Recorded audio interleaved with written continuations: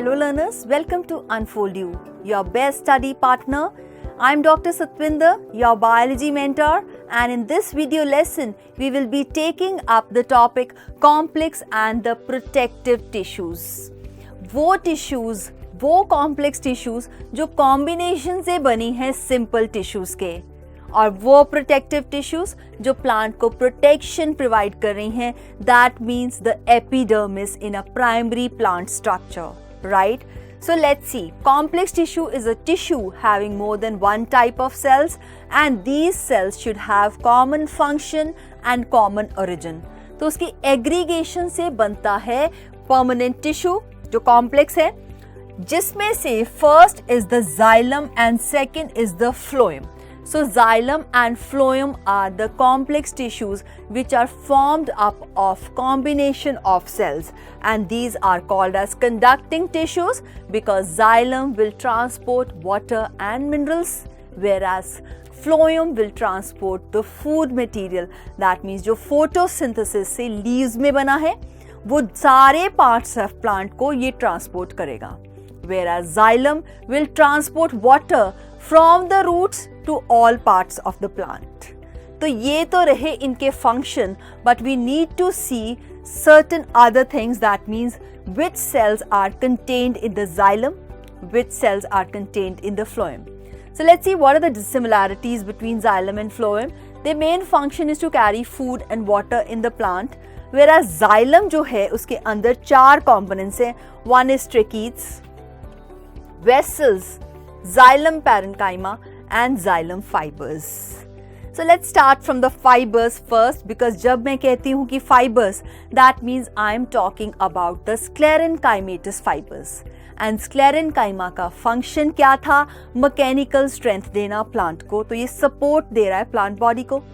Xylem parenchyma, the major function of the xylem parenchyma will be secretion and storage of certain substances, just as we saw that it is a living cell. Okay, तो parenchyma के cells ने secretion, photosynthesis भी करना है और storage भी करना है, whereas ये जो दो elements हैं, tracheids and vessels, these are the conducting elements of xylem, that these are the main elements which will actually help in the conduction of water and minerals in the xylem. Okay, now I must tell you that xylem parenchyma is the only living part in the xylem, whereas rest of the three components are formed up of dead tissue, right?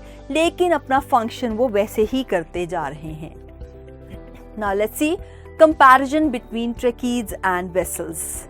Tracheids को अगर आप देखो, इनके ends जो हैं, these are the tapering ends. किस तरह की shape है? Which is very different from a vessel's shape. तो vessel किससे बना होता है?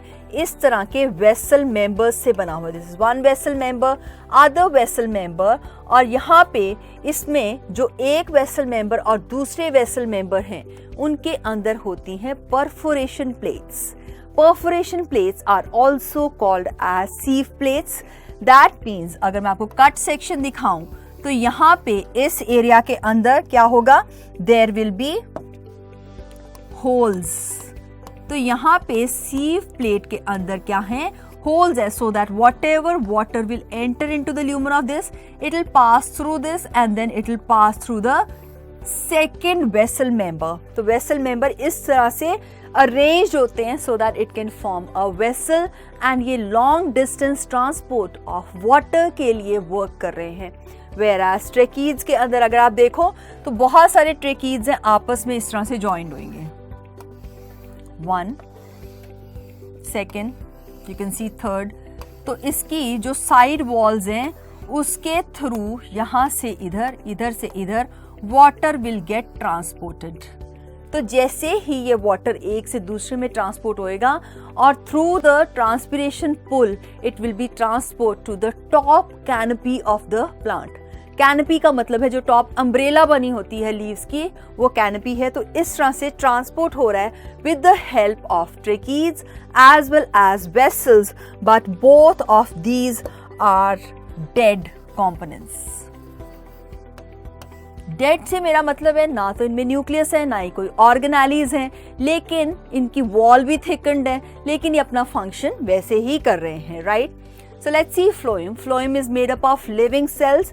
लेट्स सी, यहाँ पे फ्लोएम फाइबर्स ही सिर्फ एक कंपोनेंट है which is dead, whereas the other three type of components, that is sieve tubes, companion cells and phloem parenchyma, they are the living components of phloem.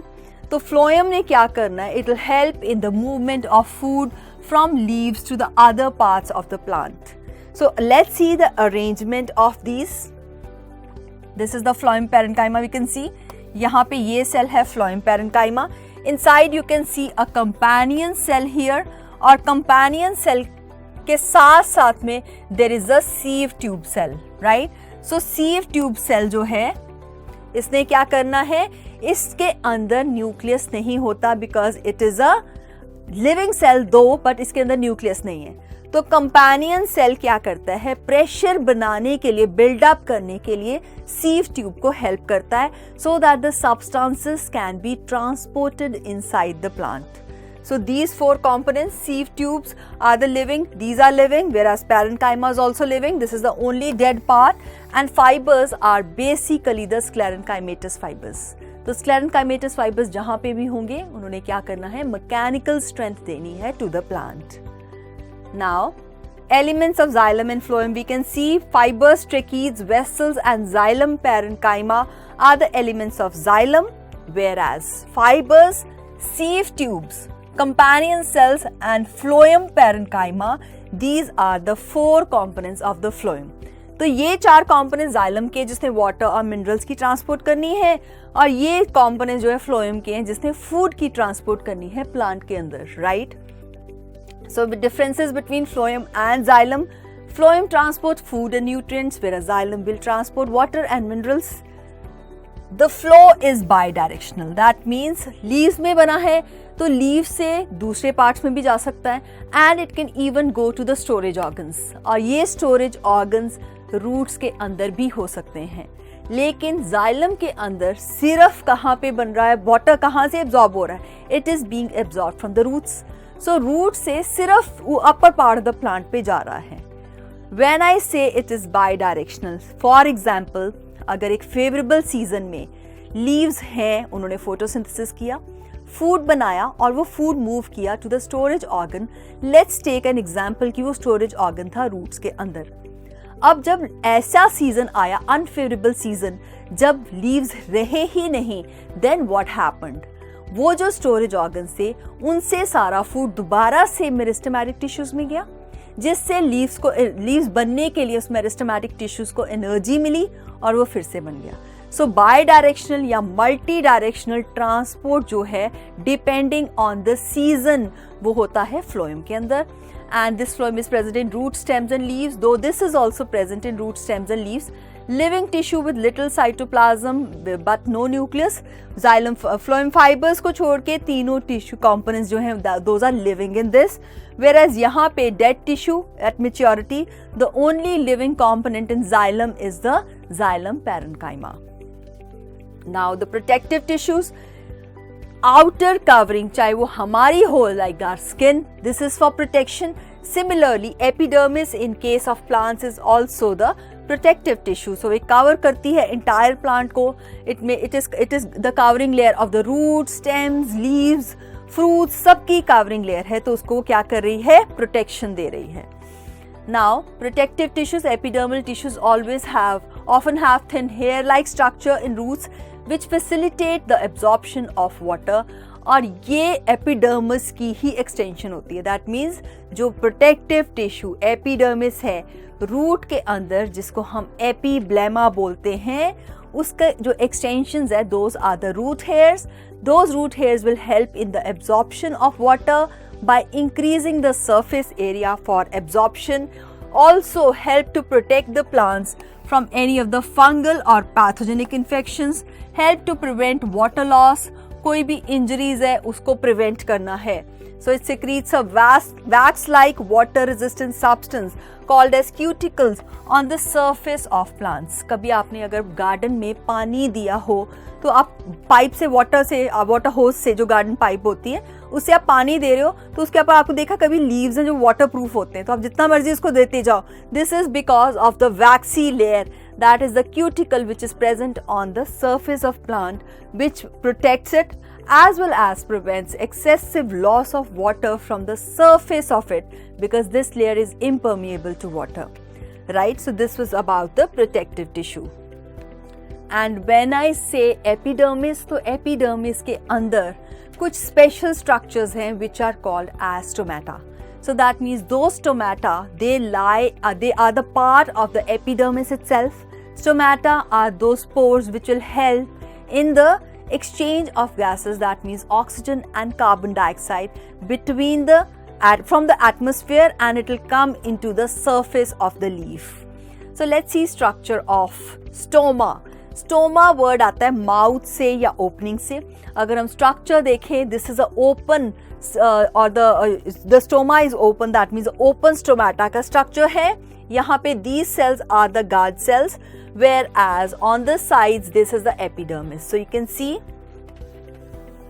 A leaf structure जिसके surface के ऊपर जगह जगह stomata है. So we can see the stomata, whereas on the rest of the surface क्या होगा, epidermis होगा इसके around.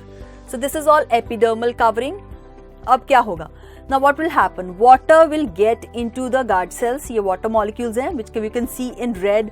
ये water molecules अंदर जाके guard cells की swelling कर देंगे. जैसे ही guard cells की swelling होगी, ये जो inner wall है इसकी, this wall, this is thick.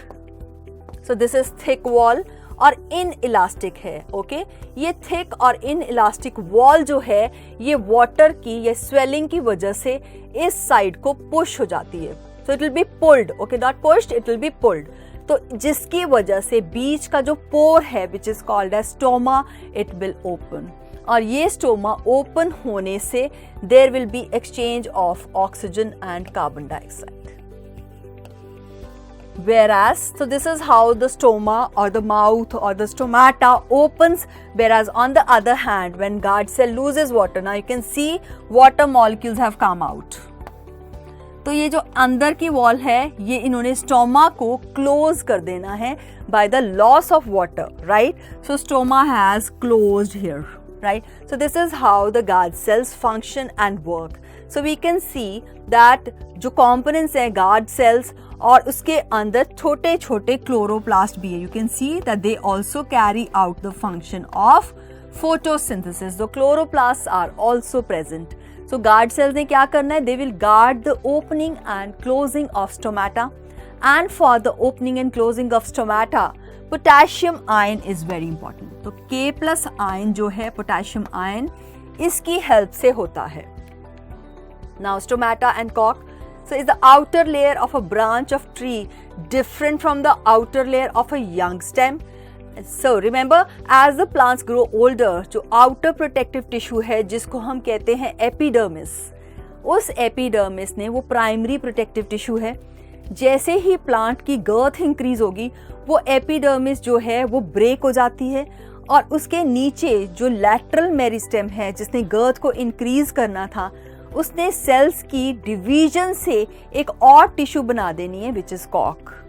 And कॉक becomes the secondary protective tissue of the plant, thereby protecting the plant tissues from pathogens, loss of water and so many other things, injury also, right? So cells on the outside are cut off from this layer. This forms several layer thick cork or bark of the tree. Remember, cork or bark is the secondary permanent tissue which helps in protection.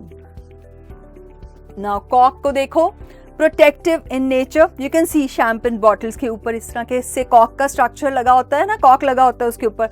So it prevents loss of water from the plants and helps to protect them against injury. As it does not catch fire easily and light, it is used as a insulator and also used in case of sports goods, right? So cork cells है वो dead cells होते हैं लेकिन वो protection provide करते हैं plant को. So let's revise. Give functions of epidermis. Now remember, epidermis is the primary protective tissue which will help in protecting the plant against various environmental stresses. That environmental stress can be mechanical injury, it may be through any pathogens, or it may be for that matter any kind of injury. Okay, तो किसी भी तरह की injury से, कोई environmental stresses हैं, heat ज़्यादा है या ह्यूमिडिटी ज़्यादा है, तो उससे प्रोटेक्शन के लिए क्या करना है, एपिडर्मिस का फंक्शन है, right. Name the elements of xylem and phloem. Xylem has got 4 elements. Those elements are vessels, trachees, xylem fibers and xylem parenchyma, whereas elements of the phloem are sieve tubes, companion cells, phloem parenchyma and the phloem fibers, right? So name the substances which provides thickness in the cork. Remember, cork के अंदर deposition होती है इस substance की which is called as lignin. So lignin की deposition से cork के अंदर thickness आएगी, right? So this is lignin, which is the substance which provides thickness in the cork. What is the function of stomata? Stomata are those pores which helps in exchange of gases. That means photosynthesis के time पे carbon dioxide को अंदर लेके आना और जो by product है oxygen का उसको बाहर लेके जाना is the function of stomata. So it acts as a pore for the exchange of gases between the environment and the plant. So this was all about plant tissues. In the further video lessons, we'll be taking up animal tissues. Till then, keep learning, keep sharing. Thank you so much.